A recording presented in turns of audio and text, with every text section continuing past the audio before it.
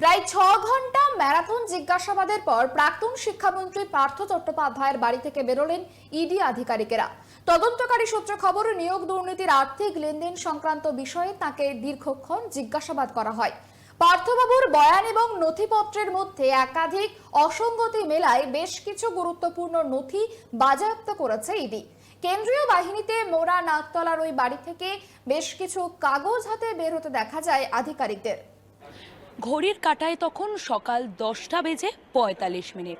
পার্থ চট্টোপাধ্যায়ের যে নাকতলার বাড়ি, সেই বাড়িতে পৌঁছে যান ইডি আধিকারিকরা। মূলত 2022 সালের সেই 23শে জুলাই, সেই 23শে জুলাইয়ে গ্রেফতার করা হয় ঠিক এই নাকতলার বাড়ি থেকেই প্রাক্তন মন্ত্রী পার্থ চট্টোপাধ্যায়কে, এবং সেই সময় তার বিরুদ্ধে ভুরি ভুরি নিয়োগ দুর্নীতির অভিযোগ ছিল। এবং এই পার্থ চট্টোপাধ্যায়ের যে বান্ধবী, ঘনিষ্ঠ বান্ধবী অর্পিতা মুখোপাধ্যায়ের বাড়ি থেকে কোটি কোটি টাকা বাজেয়াপ্ত করেছিল সেই সময় ইডি আধিকারিকরা।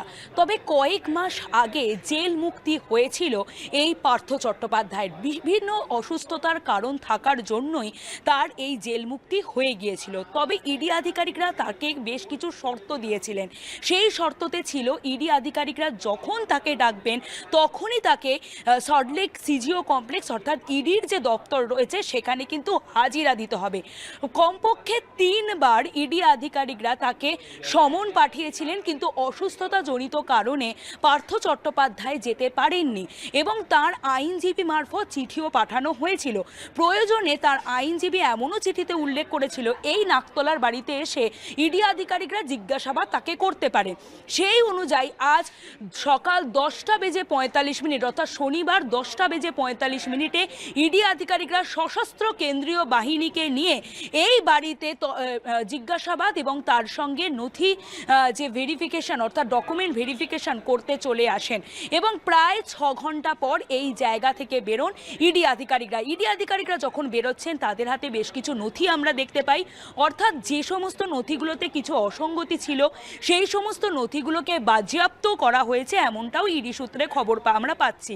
যেখানে যেখানে অসঙ্গতি রয়েছে, কারণ এই নিয়োগ দুর্নীতির জল অনেক দূর পর্যন্ত গড়িয়েছে, যেখানে যেখানে অসঙ্গতি রয়েছে সেখানে সেখানে আবারও তদন্তের প্রয়োজন রয়েছে, এমনটাই মনে করছেন ইডি আধিকারিকরা। তবে ভোটের আগে বিভিন্ন ক্ষেত্রে ইডি আধিকারিকদের এই তৎপরতা বিভিন্ন দুর্নীতি মামলায় সেটা যথেষ্ট তাৎপর্যপূর্ণ। ক্যামেরায় দেবরাজ দত্তের সঙ্গে সুকৃতি ভট্টাচার্যের রিপোর্ট, কেটিভি বাংলা, কলকাতা।